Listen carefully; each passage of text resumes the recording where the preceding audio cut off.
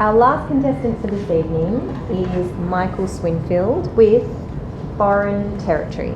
That is Foreign Territory by Michael Swinfield.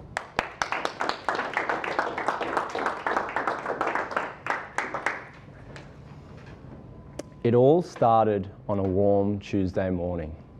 The summer sun was shining and I was on my way to work. I was walking through the park in Cooks Hill, but this particular day felt a little different. Something in my head was telling me, "Turn back, mate."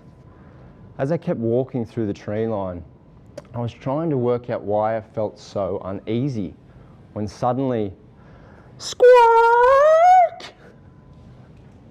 Oh no, magpie season. A sound so deafening that it would stop people in their tracks. I looked up, I turned around, and I saw a single magpie on the power lines. Chest puffed up like he was Mr. Olympia. Stare so strong it could make you rob a bank in the blink of an eye.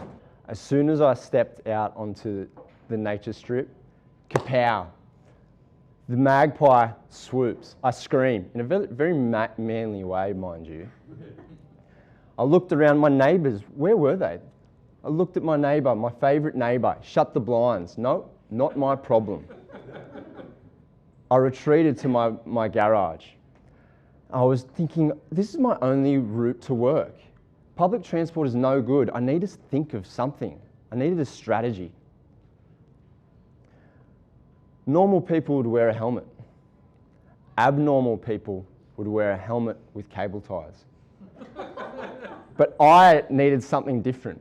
This was the magpie version of the Terminator. I needed something strong, something robust. So I emerged from the deep, dark depths of my garage, wearing a full-face motorbike helmet, gardening gloves, an air horn, pool noodle, and lawnmower grease for intimidation. I looked like a cross between a Power Ranger and someone going through a mental breakdown. Explosions were going off as I was leaving my garage.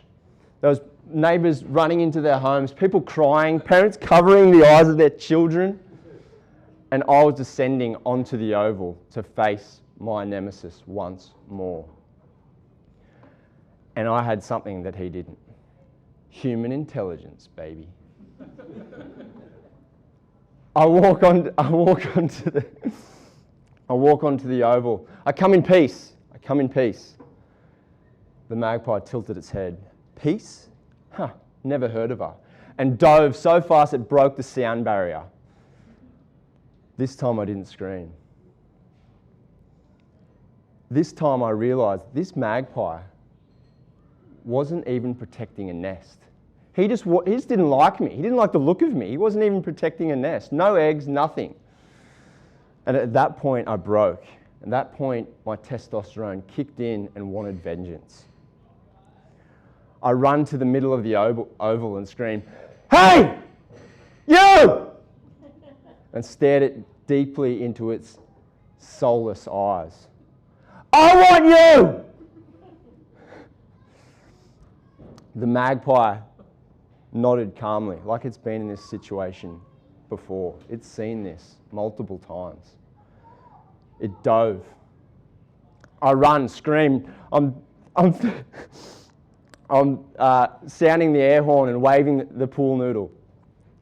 It's swooping me again and again, so close that it gets my ear and whispers, "Nice haircut, mate."